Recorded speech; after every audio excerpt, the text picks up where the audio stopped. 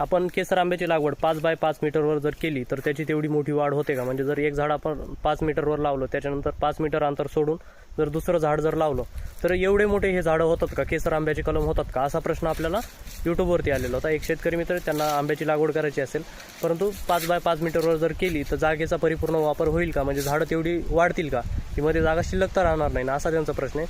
त्यासाठी मुद्दाम आज मी या बागेमध्ये आलेलो आहे आणि याची लागवड जर बघितली तुम्ही तर 5 बाय 6 मीटर अशा अंतरावरती याची लागवड केलेली आहे. माझ्या मागं बघता ही जी ओळ आहे, या दोन ज्या ओळी आहेत, लाईन आहेत, त्याच्यामध्ये अंतर आहे 5 मीटर आणि जी दोन झाडं दिसत आहेत त्याच्यामध्ये अंतर आहे 6 मीटर. म्हणजे 5 बाय 6 मीटर अशा अंतरावरती लागवड केलेली आहे. आणि बाग जर बघितली तुम्ही तर वाढ देखील खूप जास्त झालेली आहे. म्हणजे जर दोन झाडाचा जर विचार केला तुम्ही तर एकमेकापर्यंत झाडं जी ती गेलेली आहे. म्हणजे तुमचा जो प्रश्न आहे की एवढे मोठं झाडं होतात का, तर 100% झाडं एवढी मोठी होतात. आता तुम्ही जर बघितलं एकमेकापर्यंत ही झाडे गेलेली आहेत. उलट ह्याच्यापेक्षा खूप जास्त या झाडांची वाढ होते, परंतु आपल्याला जास्त वाढ जर झाली तर आंबे लहान लहान येतात जास्त हाईटवरती गेल्यामुळं.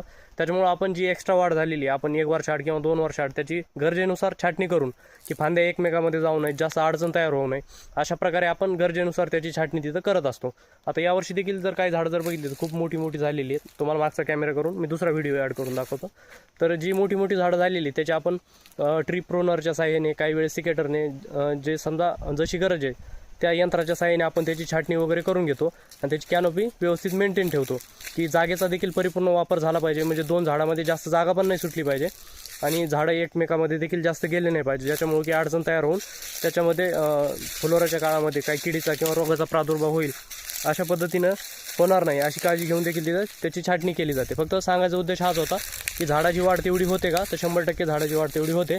आता तुम्ही जर हे झाडं बघितले तर खूप मोठी मोठी झाडं वाढलेली आहेत, एकमेकापर्यंत देखील गेलेली आहेत. उलट आपल्याला त्याची कॅनोपी म्हणजे त्याचा आकार मेंटेन ठेवण्यासाठी त्याची छाटणी आपल्याला तिथं वेळोवेळी करायची असते.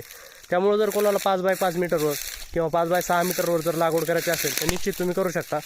किंवा तुम्ही जर आत्यंतिक पद्धतीमध्ये जर लागवड करणार असाल ते देखील तुमच्यासाठी चांगला फायदेशीर उपाय ठरू शकतो.